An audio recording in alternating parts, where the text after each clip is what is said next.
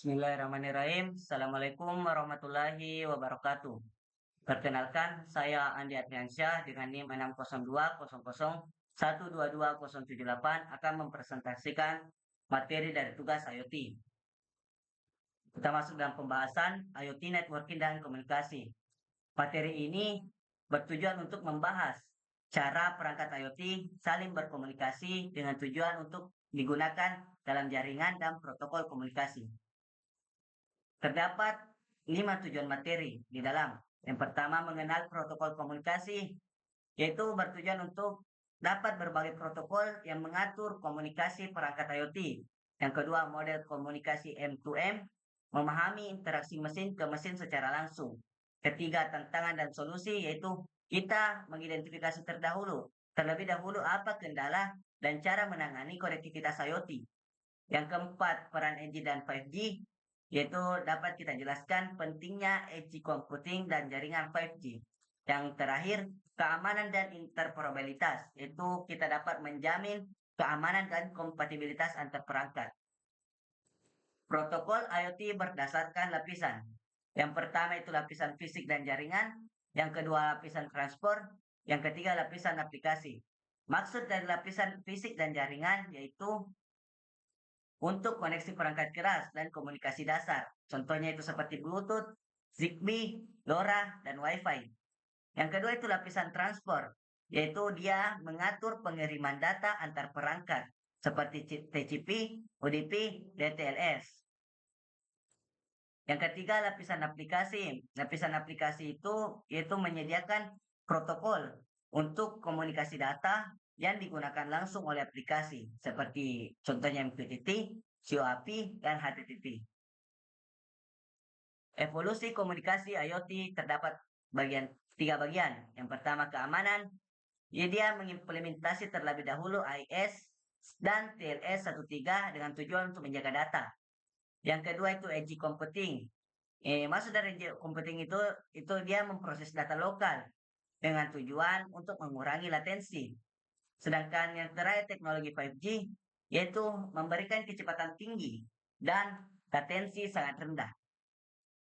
Tantangan komunikasi IoT terdapat 4 bagian juga. Yang pertama itu fragmentasi protokol.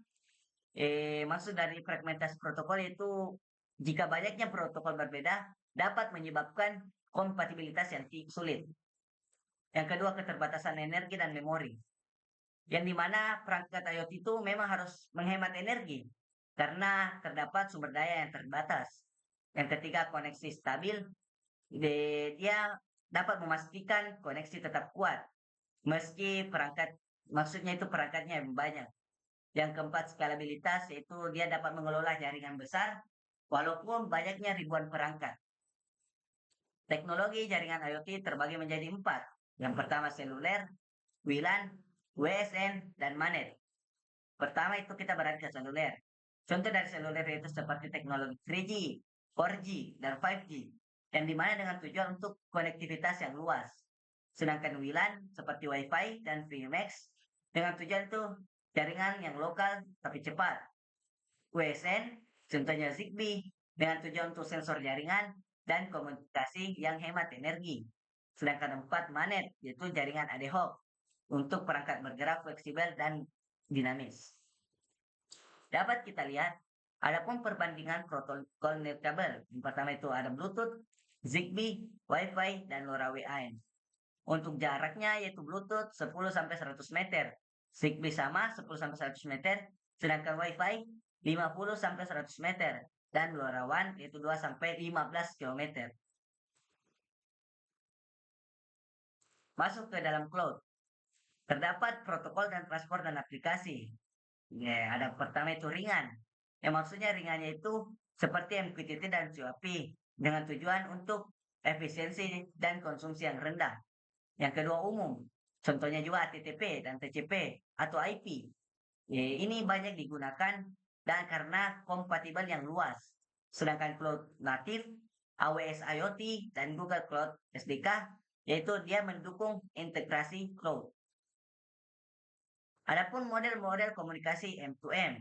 M2M itu machine to machine communication. Dapat kita lihat Yang pertama itu sensor. Sensor itu bertujuan dia mengambil dan serta mengumpulkan data dari lingkungan.